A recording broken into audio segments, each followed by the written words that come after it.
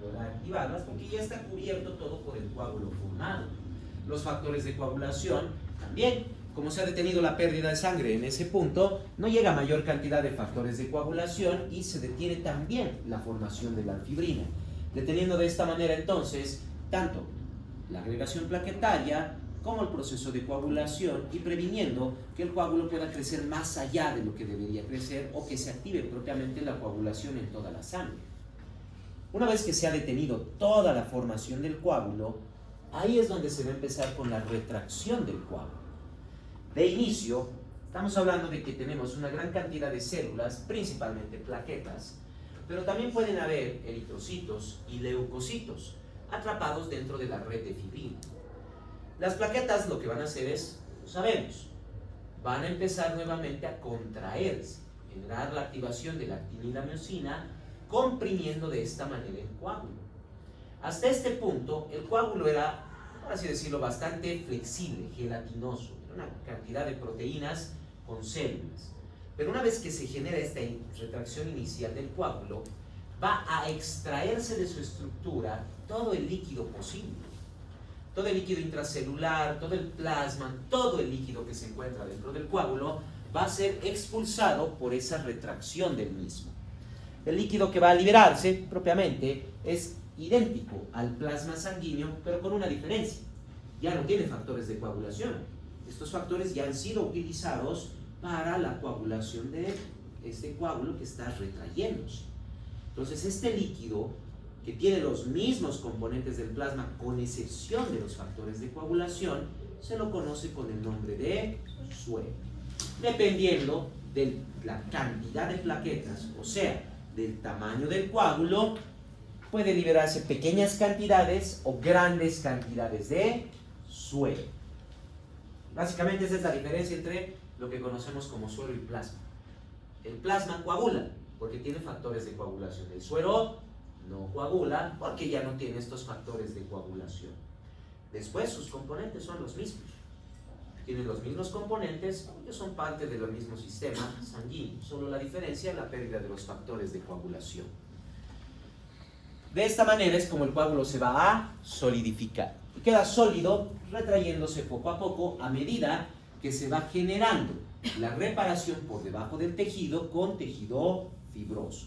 Justo en el momento de la retracción del coágulo, cuando se libera el suero, es donde también se van a liberar propiamente el factor de crecimiento de tejido fibroso que poseen también las plaquetas. El inicio de la coagulación depende de muchos factores. Para poder generar el activador de la protrombina, puede generarse, digamos, por un traumatismo vascular o tisular, traumatismos sanguíneos, el contacto de la sangre con células endoteliales dañadas, quiere decir, principalmente con el citoplasma y las diferentes estructuras internas de la célula endotelial, incluyendo también la endotelina. De igual manera, también el contacto sanguíneo, propiamente con lo que vienen a ser el colágeno, también puede activar la coagulación. Recuerden que las plaquetas, sus glicoproteínas, tienen una alta afinidad por el colágeno. Una sola hebra de colágeno dentro del torrente sanguíneo fácilmente puede activar a varias plaquetas.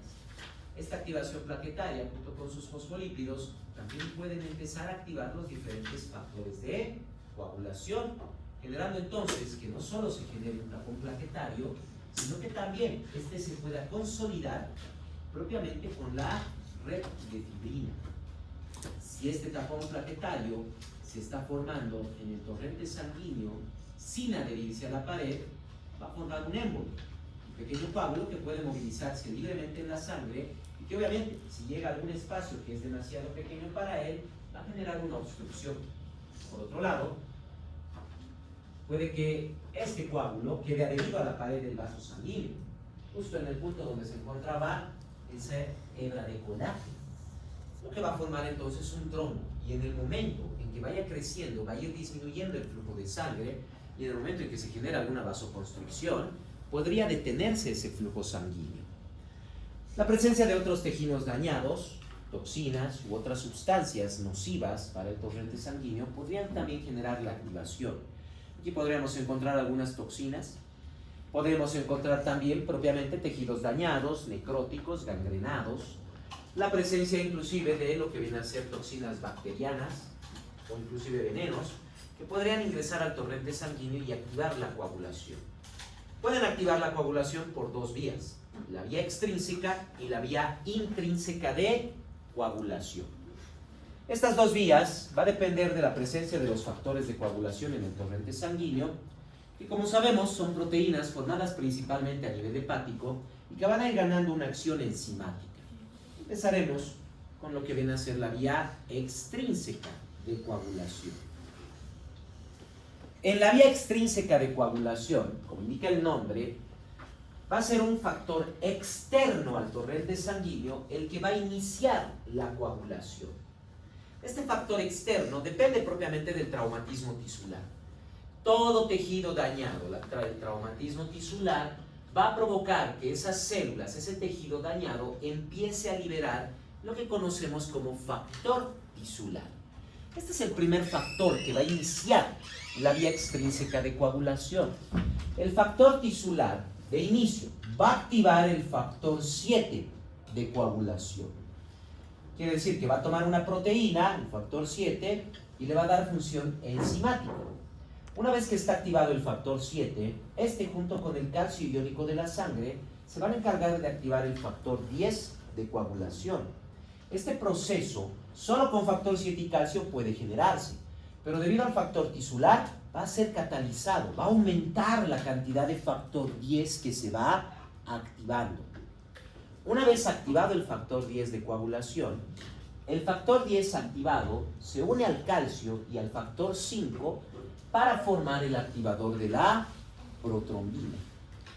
Igual, mientras tengamos factor 10 activado, calcio y factor 5, se va formando el activador de la protrombina. Pero esto puede incrementar además por el efecto del factor tisular, y el factor 5 se va a activar gracias a la presencia también de la trombina. Quiere decir que aquí está el sistema de retroalimentación positiva, por ejemplo. A medida que se va formando el activador de protrombina, ya sabemos que este se va a encargar de transformar la protrombina en trombina. Y la presencia de trombina aumenta también la cantidad de factor 5 disponible para la formación de mayor cantidad de activador de protrombina. Ahí se empieza a retroalimentar positivamente, formando grandes cantidades del activador de protrombina para poder estimular propiamente la generación de la fibrina. Nuevamente, viendo cómo se va a generar entonces por el activador de la protrombina con el calcio, se activa la protrombina en trombina, la trombina transforma el fibrinógeno en el monómero de fibrina, estos monómeros con el calcio empiezan a adherirse y enredarse, formando las hebras o fibras de fibrina que van a empezar a entrecruzarse para formar la red de fibrina. Eso por la vía extrínseca de coagulación. La vía intrínseca de coagulación va a depender principalmente ya de una alteración o un efecto directo interno dentro del torrente sanguíneo. Esto puede ser principalmente el traumatismo sanguíneo. El traumatismo sanguíneo se puede generar, por ejemplo, por un flujo sanguíneo turbulento. Cualquier tipo de flujo sanguíneo turbulento, ya sea alteraciones valvulares, estenosis, insuficiencias, la presencia de aneurismas, disecciones vasculares, compresiones vasculares, o propiamente la presencia de una placa ateromatosa, que ya hemos visto anteriormente. Esto puede generar un flujo turbulento. El flujo turbulento lo que va a hacer es algo simple. A medida que la sangre va fluyendo, no se olviden que normalmente tiene que ser un flujo laminar, ¿verdad? Eso indica que los vasos sanguíneos van a permitir el flujo de las células de forma lineal sin que lleguen a chocarse entre sí. En cambio, con un flujo turbulento, ese flujo turbulento va a generar una rémora sanguínea que va a provocar que empiecen a chocarse células entre sí.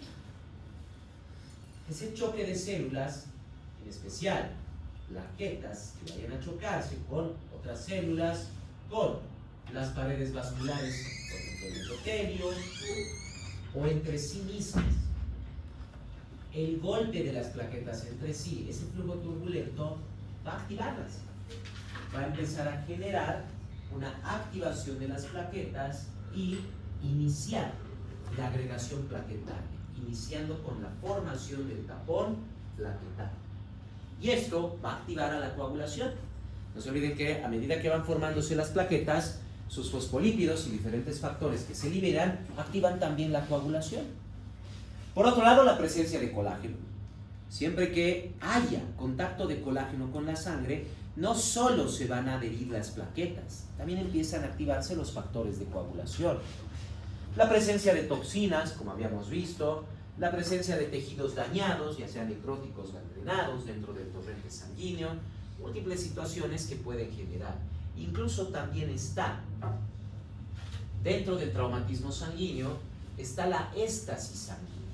Por eso el alto riesgo que tenemos en las varices venosas, como se va deteniendo la sangre en las venas, va generando también coágulos, lo que puede generar complicaciones.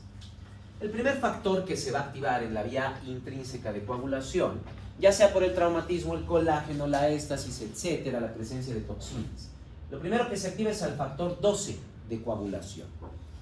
Una vez activado el factor 12 de coagulación, este se va a unir al cininógeno de alto peso molecular y a la precalicreína para activar propiamente el factor 11 de coagulación. El factor 11 de coagulación activado, junto con el calcio de la sangre, nos van a activar al factor 9 de coagulación. Una vez activado el factor 9, este junto con el calcio y el factor 8 activado, que también se activa por la trombina, van a activar al factor 10. Y aquí ya conocemos, el factor 10 activado tiene que unirse al calcio y al factor 5, que también se activa por la trombina, para poder generar el activador de protrombina. Y recuerden, la protrombina el activador de protrombina transforma la protrombina en trombina. Y vean que aquí está, nuevamente, trombina facilitando al factor 5 y también activando al factor 8 de coagulación. Nuevamente, la retroalimentación positiva. A medida que se va generando además la actividad intrínseca de coagulación, también el efecto del trauma sanguíneo ha activado plaquetas, provocando que empiecen a liberarse los fosfolípidos plaquetarios y que van a también facilitar la transformación del factor 10 y la formación del activador de protrombina. Una retroalimentación positiva constante, como les decía, a medida que va generándose la agregación plaquetaria, va activándose la coagulación y se empiezan a retroalimentar. Más plaquetas, más fibrina, más plaquetas, todo el rato va incrementando. ¿Dónde se detiene? Cuando se detiene por completo la pérdida de sangre. De lo contrario, la coagulación continuaría. Es una retroalimentación positiva que puede salirse de control y generar un círculo vicioso que pueda llevar a la muerte, una coagulación total de toda la sangre del cuerpo. Repetiremos. Y realmente es necesario que se lo aprendan bien los vías de coagulación. Vía extrínseca de coagulación. Inicia con el traumatismo tisular, que va a liberar factor tisular. Lo primero que hace el factor tisular, activar el factor 7 de coagulación. Ese es el primer factor que se activa en la vía extrínseca de coagulación, el factor 7. Una vez activado el factor 7, este junto con el calcio van a activar al factor 10, proceso también catalizado por el factor tisular. Y activado el factor 10, se une al calcio y al factor 5 para formar el activador de protrombina. También proceso catalizado por el factor tisular. Y el factor 5 es retroalimentado por la trombina. En la vía intrínseca de coagulación, el colágeno, el traumatismo sanguíneo, la presencia de toxinas, células dañadas, van a activar el factor 12 de coagulación. Una vez activado el factor 12 de coagulación, se une al cininógeno de alto peso molecular y a la precalicreína para poder activar el factor 11 de coagulación. Activado el factor 11 de coagulación, este junto con el calcio en la sangre van a activar el factor 9 de coagulación. El factor 9 tiene que unirse al calcio y al factor 8 activados para poder activar el factor 10 de coagulación. El factor 10, una vez activado, ya sabemos, se tiene que unir al calcio y al factor 5 para poder generar el activador de protrombina. Proceso catalizado y retroalimentado por los fosfolípidos plaquetarios, así como también por la misma trombina, que se encarga de facilitar el factor 5 y activar el factor 8 de coagulación. Una vez que se activa propiamente el factor 10 y se forma el activador de protrombina, este junto con el calcio van a transformar la protrombina en trombina. No se olviden que la protrombina también es conocido como factor 12 de coagulación. La trombina actúa sobre el fibrinógeno, quitándole 4 aminoácidos, transformándolo en el monómero de fibrina. Los monómeros de fibrina se van a unir al calcio, ganando resistencia, así como también adhesividad, facilitando entonces que empiecen a enredarse entre sí, formando las hebras o fibras de fibrina, las cuales por su alta adhesividad empiezan a entrecruzarse para formar una red de fibrina sobre la cual y en la cual también van a aumentar las plaquetas y va a generar una coagulación. Propiamente de esta manera es como se forma el coágulo sanguíneo. Claro, en cualquier momento podría generarse esto dentro del cuerpo. Un flujo turbulento, por ejemplo, se puede generar si yo presiono bastante una extremidad. Por ejemplo, al medir la presión sanguínea, ¿qué hacemos? Estamos presionando la arteria, generalmente la arteria braquial. Esto va a generar un flujo turbulento y ahí podría generarse una coagulación. Entonces, ahí es donde vienen los diferentes sistemas anticoagulantes intravasculares que tenemos. Sistemas que están determinados para poder prevenir que se pueda generar la activación de coagulación indiscriminadamente en el cuerpo. Porque de lo contrario, sería extremadamente peligroso, por ejemplo, medir la presión arterial, porque formaríamos coágulos, los cuales podrían ir a obstruir cualquier punto del sistema circulatorio. Primero, la superficie endotelial es una de las sustancias más lisas que hay. La superficie endotelial es completamente lisa. En comparación, por ejemplo, la superficie endotelial es tan lisa como el hielo. Así de resbaloso y liso es. Si alguna vez han pisado hielo, saben lo resbaloso que es. Es bastante liso. Imposible que una plaqueta pueda añadirse, pegarse a ella. El glucocáliz, no se olviden que todas las células tienen en sus proteínas, pero en sus membranas, glucoproteínas. En la parte externa se encuentran propiamente los carbohidratos de estas proteínas. Estos azúcares en líquido, en agua, se vuelven extremadamente resbalosos. Cuando alguna vez han estado con un dulce, es bastante resbaloso. Cuando empieza a secarse, recién se vuelve bastante adhesivo. Eso es lo que pasa en este punto. Como todas las células tienen glucoproteínas y están en un medio líquido, el glucocáliz celular es extremadamente resbaloso. Es extremadamente difícil que pueda generarse una coagulación en ese punto. Y propiamente también tenemos una enzima, la trombomodulina, que es la que se está encargando de evitar que puedan activarse las plaquetas. Además, también tenemos una acción antitrombótica dentro del torrente sanguíneo que va eliminando propiamente pequeñas cantidades de fibrina que puedan generarse.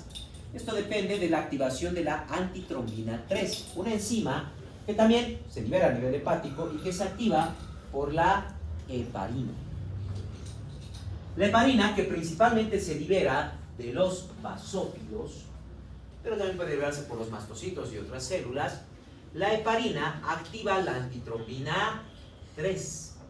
Y la antitrombina 3 no solo va a atacar a la fibrina, también puede inactivar los factores 9, 10, 11 y 12 de coagulación. Entonces, una vez que activamos la antitrombina 3, no solo va a detener propiamente a la fibrina que se está formando, sino que al mismo tiempo me inactiva los factores 9, 10, 11 y 12.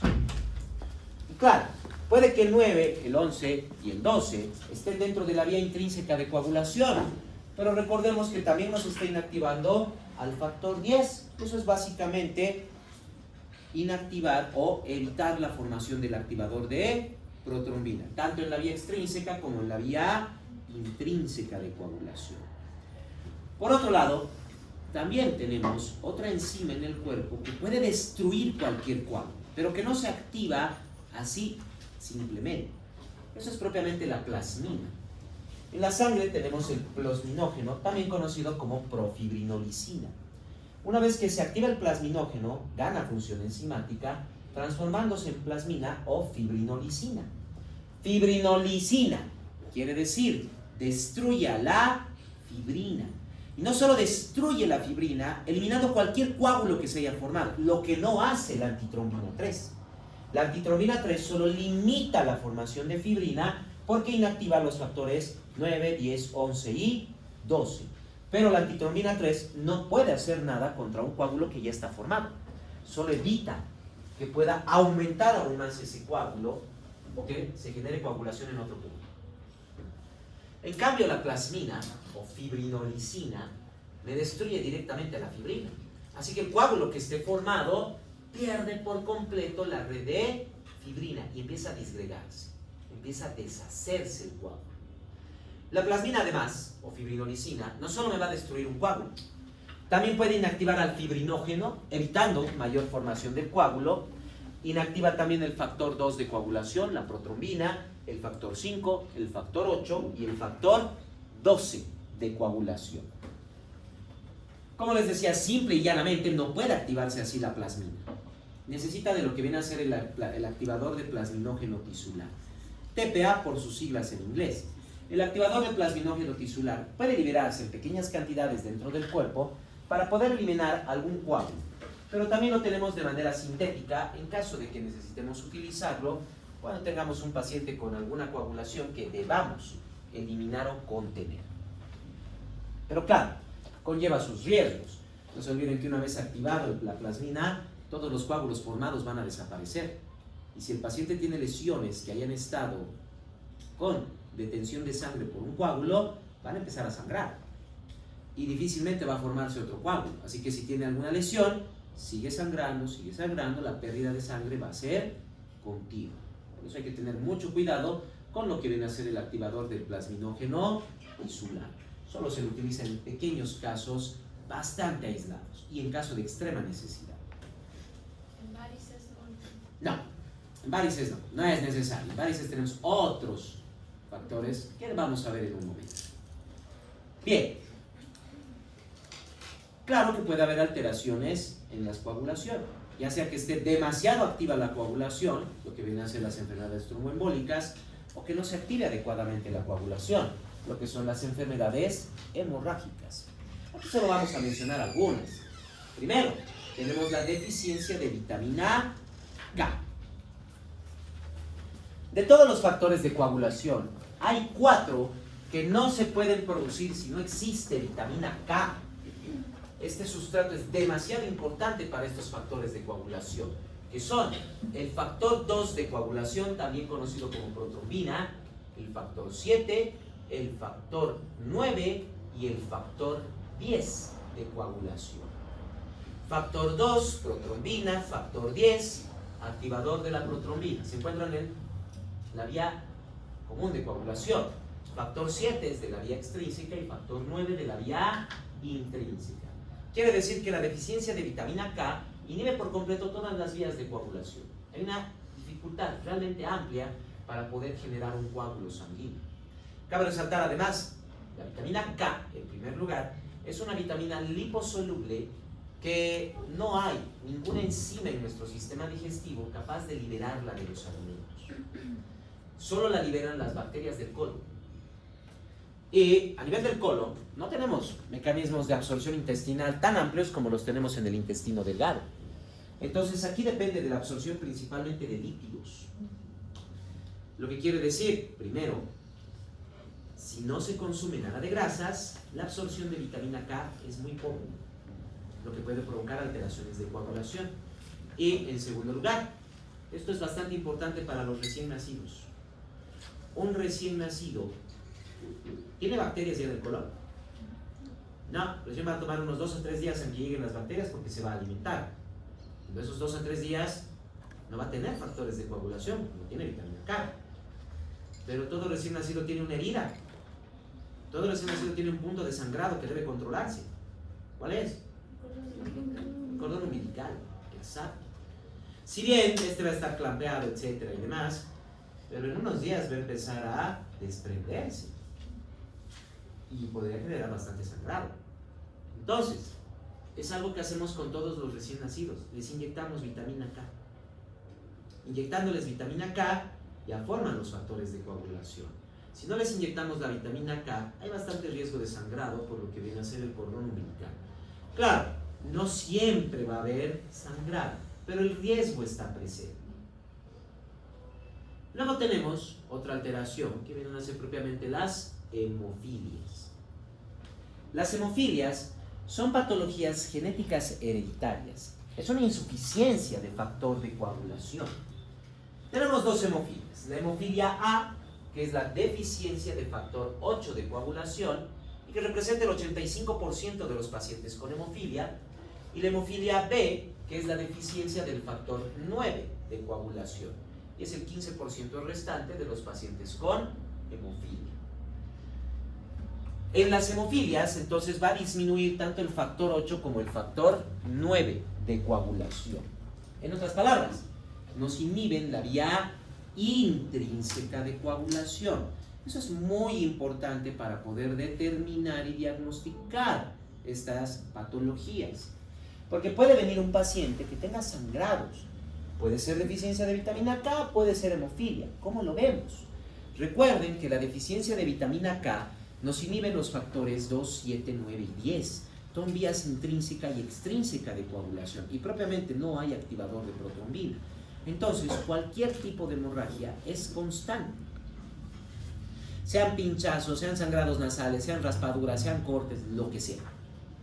En cambio, en la hemofilia hay una variación. Solo se inactiva la vía intrínseca de coagulación.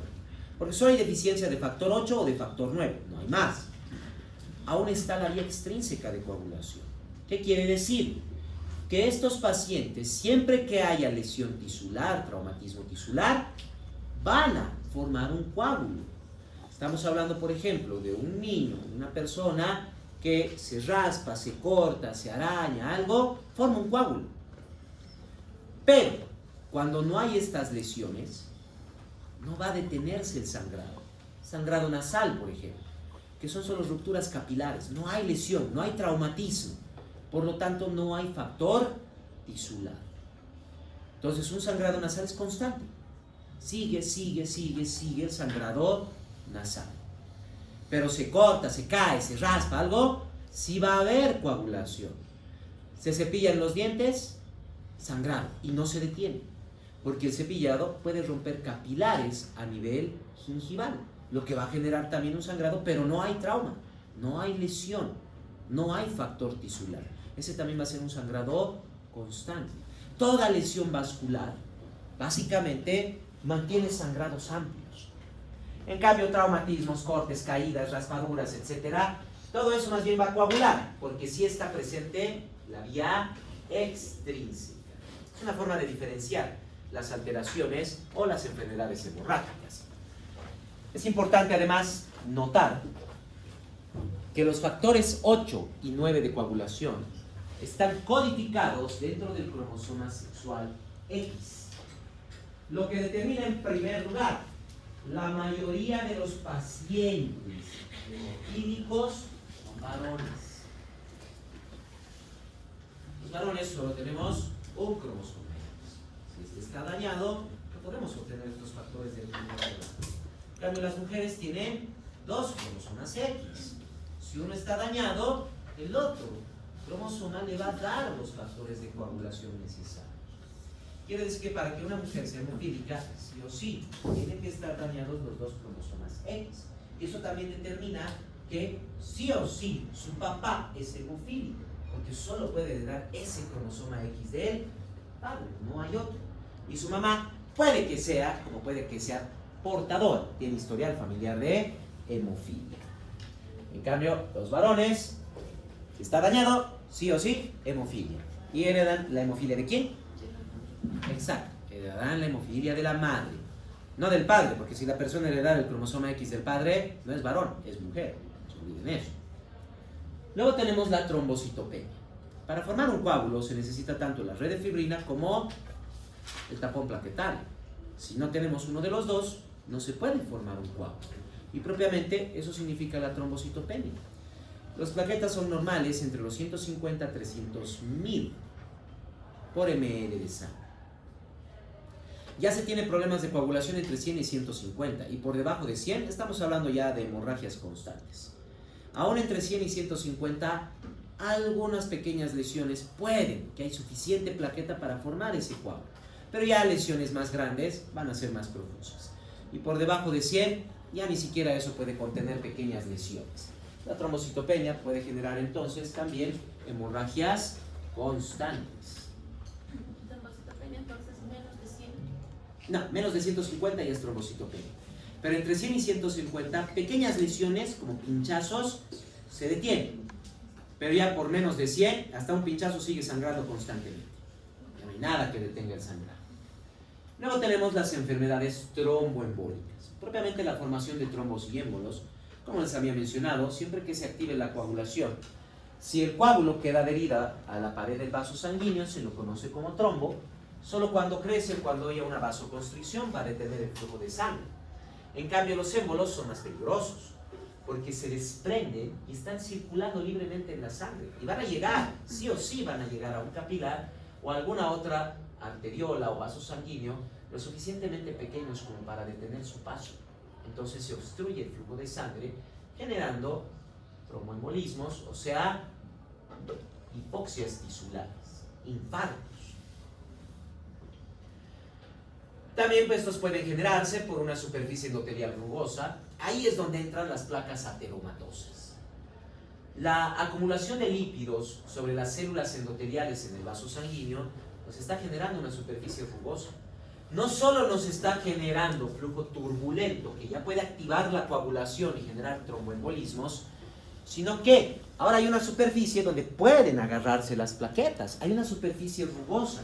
Recuerden que el endotelio es completamente liso y con el glucocálice extremadamente resbaloso.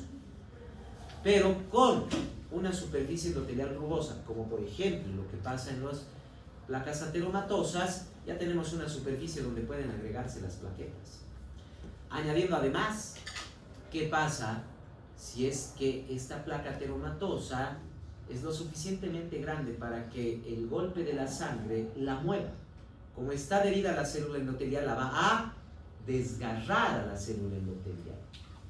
Ahora tenemos ahí hasta colágeno y otras sustancias que van a facilitar la formación del coágulo. Ese es el problema que vamos a tener con las placas ateromatosas, las superficies endoteliales rugosas. La éstasis sanguínea, lo que pasa en las venas varicosas. Se va deteniendo la sangre, lo que va contribuyendo a que se active la coagulación.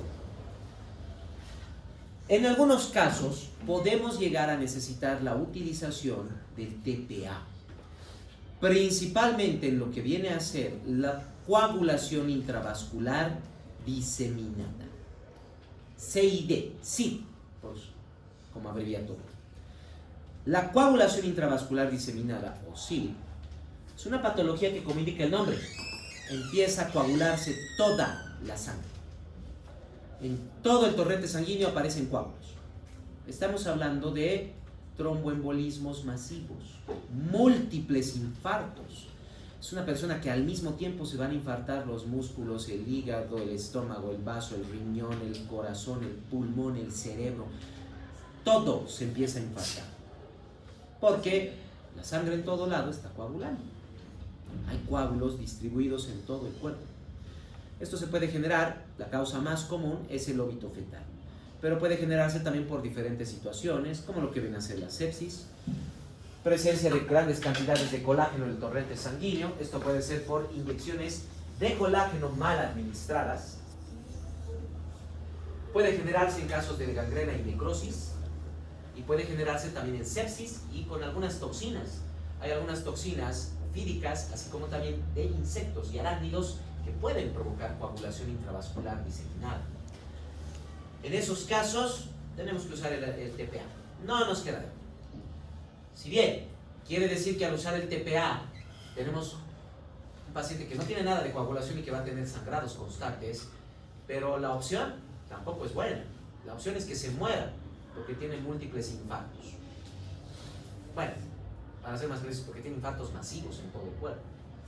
Entonces, certeza de muerte sobre alta probabilidad de muerte. Ninguna de las dos opciones es buena, pero la que tiene mayor probabilidad es la alta probabilidad de muerte. Entonces, en ese caso utilizaríamos el TPA.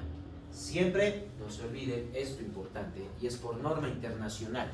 Solo se usa el TPA solo si es que hay consentimiento informado por parte del paciente y o de los familiares.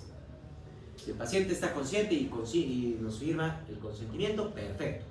Pero si no está consciente, serán los familiares los que tienen que decidir si se usa o no se usa. Y en algunos casos incluso los dos. Por eso les digo, nunca utilicen el TPA sin consentimiento firmado, informado, tanto del paciente como de los familiares.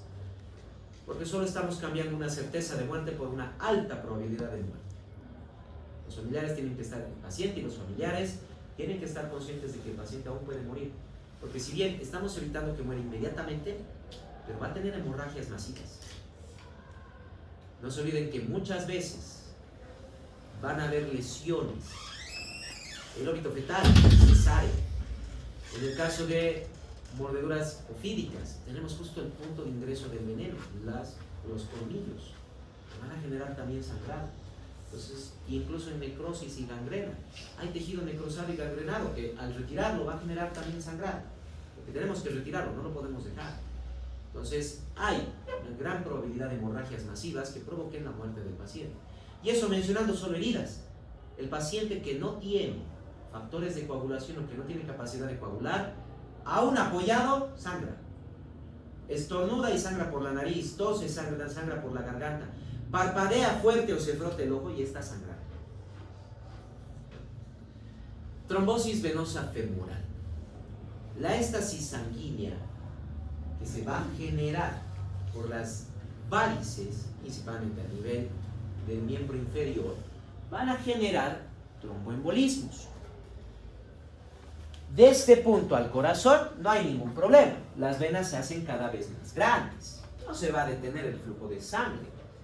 Pero una vez que llega al corazón, va a ser bombeado por el ventrículo derecho hacia el sistema pulmonar, ahí los vasos sanguíneos cada vez se hacen más pequeños.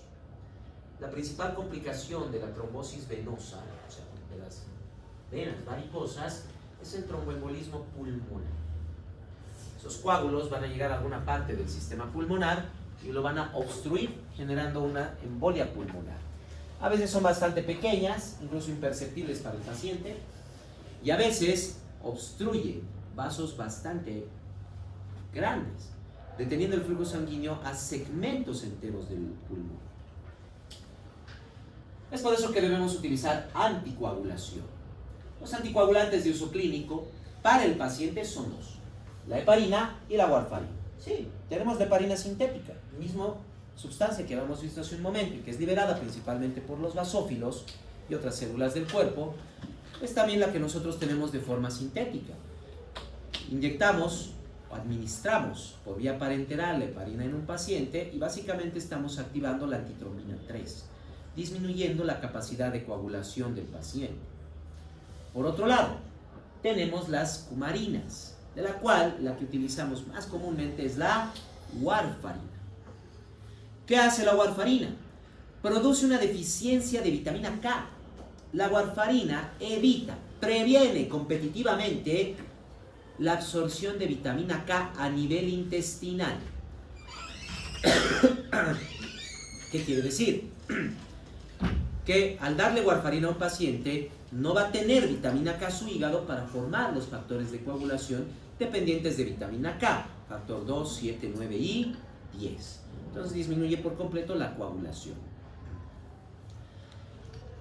De estos dos, el que utilizamos ambulatoriamente es la warfarina e intrahospitalariamente la heparina. ¿Por qué? Porque la antitrombina 3, una vez activada, tiene un periodo de vida de 24 horas. y un paciente que está ambulatorio, que es un paciente que está en su casa, camina en la calle, etcétera, cualquier persona tiene riesgo de cortarse, golpearse, caerse, fracturarse, o tal vez de tener algún problema dentario o alguna cirugía de emergencia. Con la heparina, la anticoagulación no se la puede revertir fácilmente. La antitromina 3 dura 24 horas. Y sí, podríamos aumentar la cantidad de factores de coagulación, por ejemplo, con una transfusión de plasma.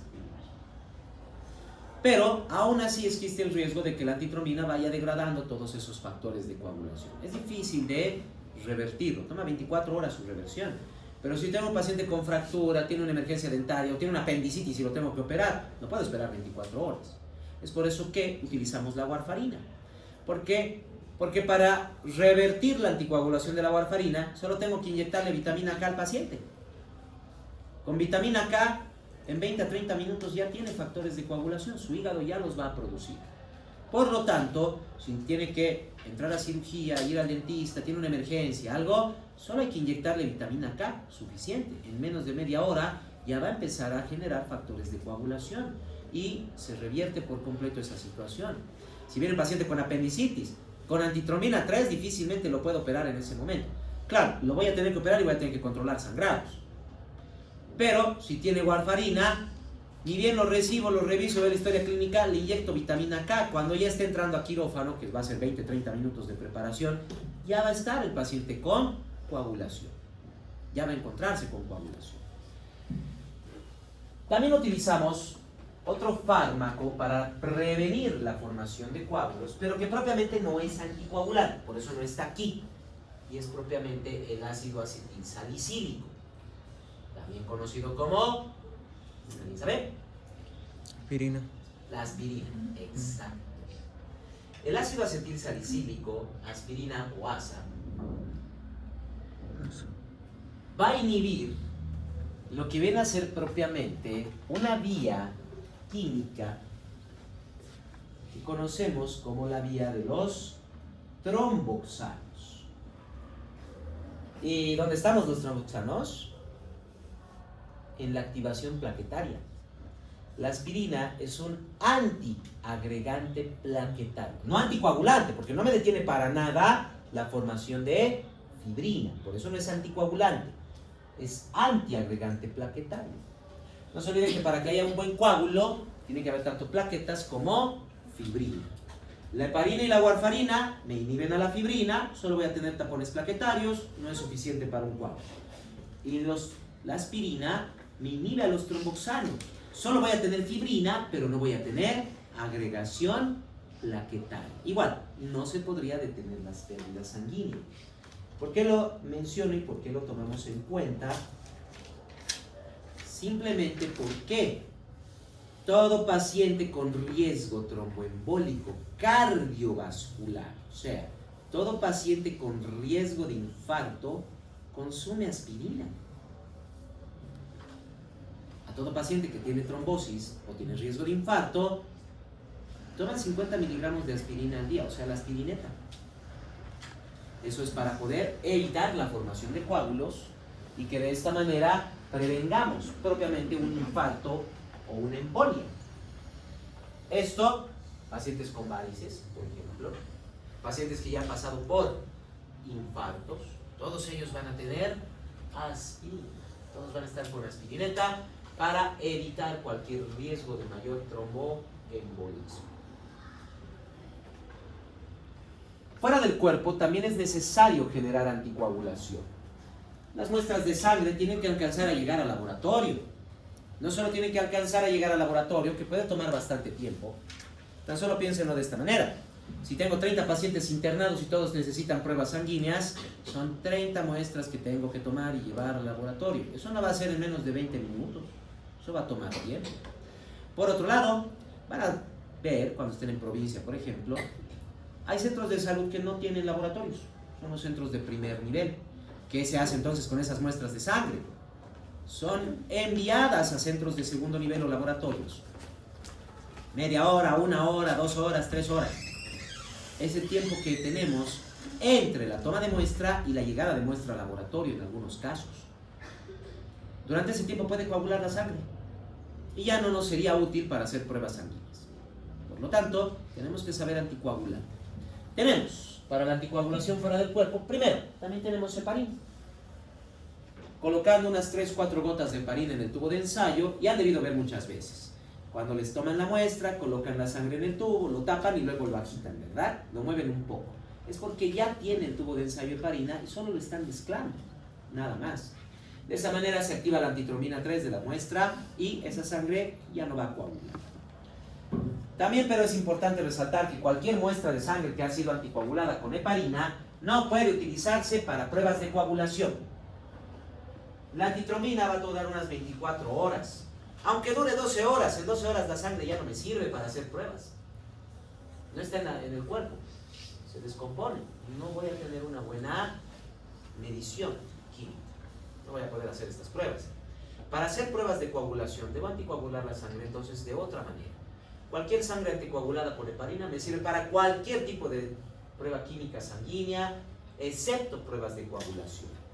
Para pruebas de coagulación yo puedo utilizar en las muestras de sangre oxalato o citrato. Igual, en el tubo de ensayo vamos a colocar unas 3 o 4 gotas de oxalato de citrato y vamos a realizar las pruebas de coagulación. ¿Qué van a hacer el oxalato y el citrato? Simple. Lo que hacen el oxalato y el citrato es capturar al calcio iónico.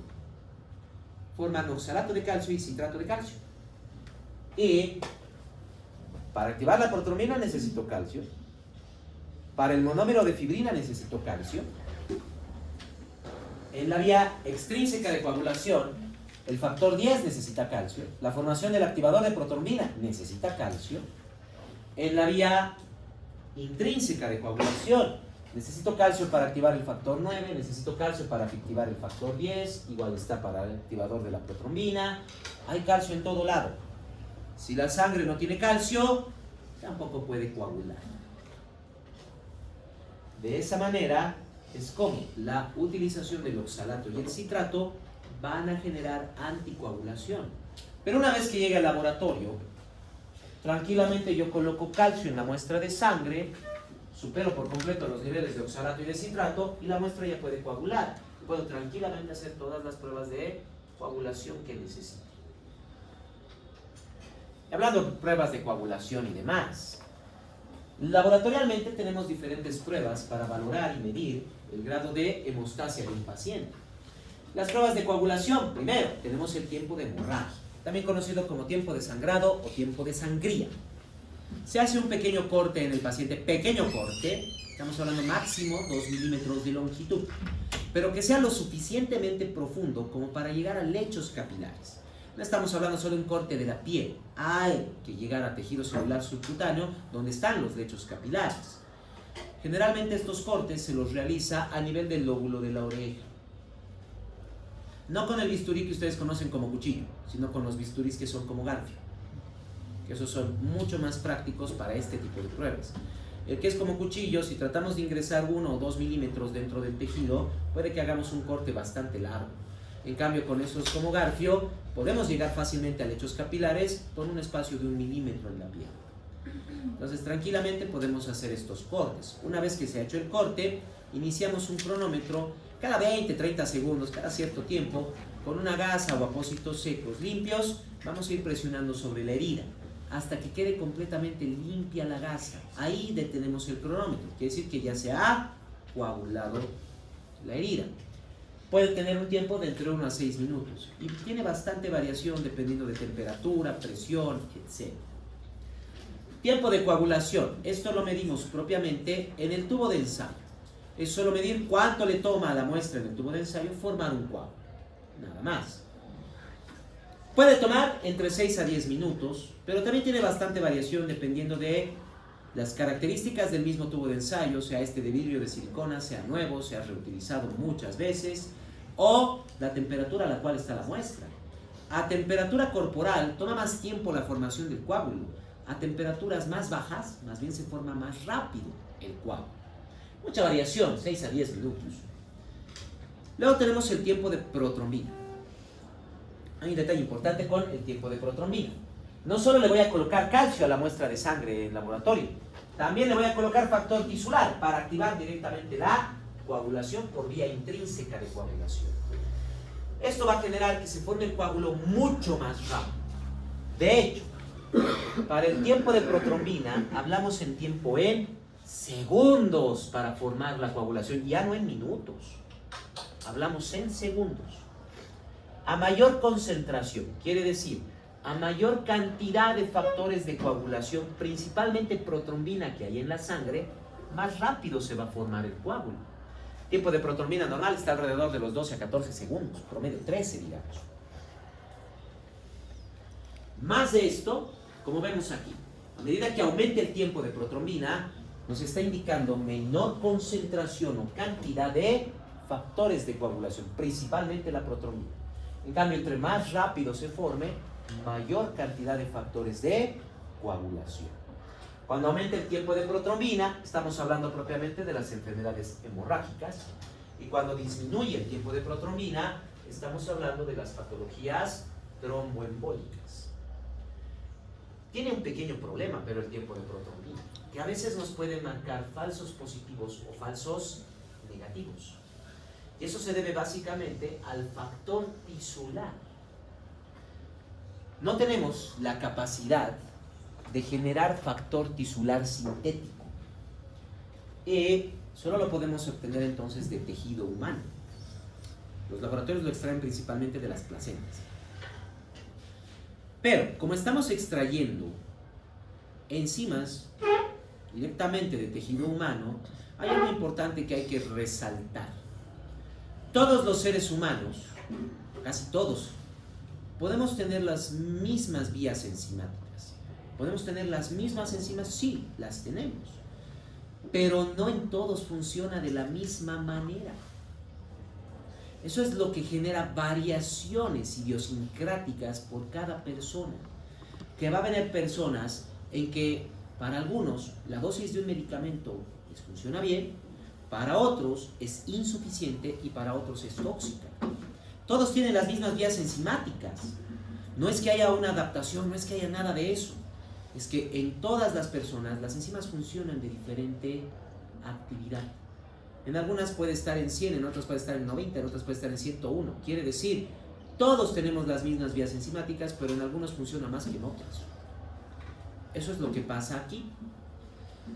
El factor tisular, como viene de tejido, directamente vamos a tener lotes o frascos de factor tisular que son más activos o menos activos que otros.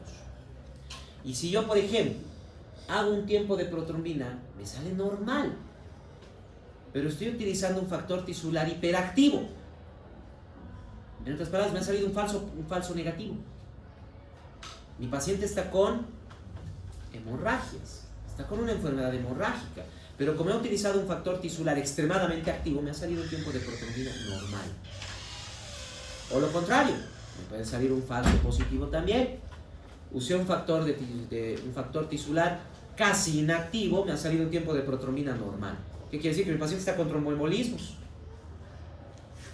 Entonces, bueno, para no buscar más pruebas de laboratorio y no seguir ensayando, matemáticas, así de simple.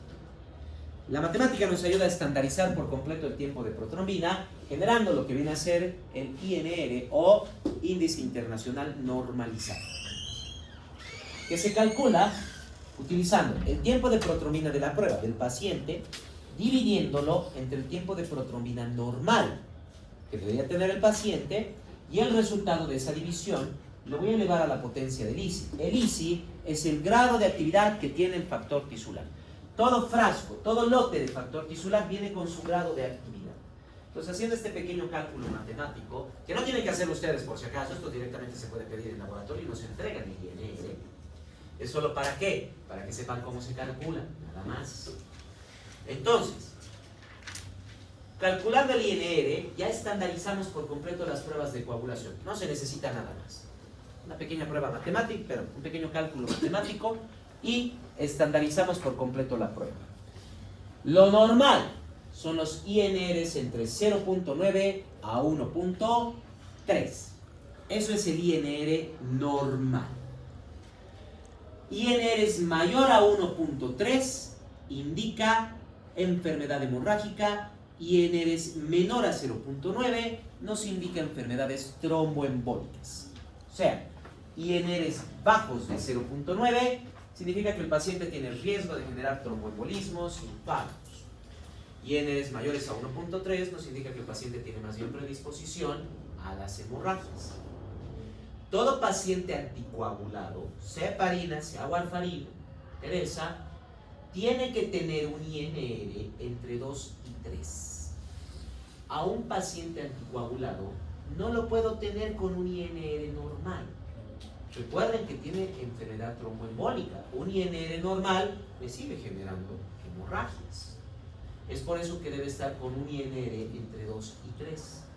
Por eso también utilizamos el INR para poder ajustar la dosificación de anticoagulante del paciente. Más o menos 2 semanas de que inicie el tratamiento anticoagulante. Se puede hacer incluso a los 10 días, pero esperamos en general 2 semanas. Más o menos unas 2 semanas de iniciado el tratamiento anticoagulante, pedimos un INR. Si encuentro un INR, por ejemplo, de 1.7, 1.8, estoy en baja dosis, tengo que aumentar un poco la dosis en mi paciente.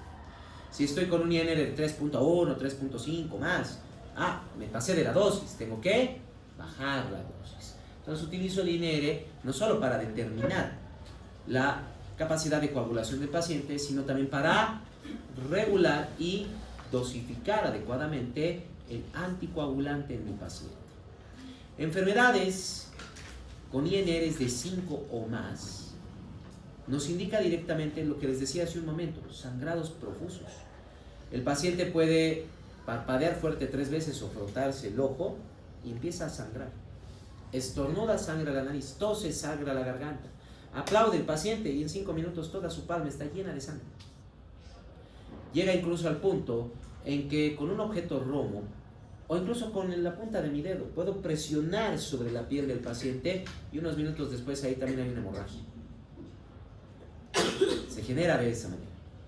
Son INRs arriba de 5 los que van a generar hemorragias profusas, muerte. Eso es lo que está pasando en este momento en el Congo. El ébola es una fiebre hemorrágica que provoca INRs arriba de 5. Son hemorragias masivas. No crean que porque el paciente no se lo toca, no tiene hemorragia. Está apoyado. Si levantan la mano del paciente, ahí abajo van a ver hematomas. O sea que levantarlo al paciente, toda su espalda está llena de hematomas. Solo porque ha estado apoyado, nada más. Se han roto algunos capilares y sin coagulación ha estado perdiendo sangre. ¿Dudas? ¿Preguntas que tengan?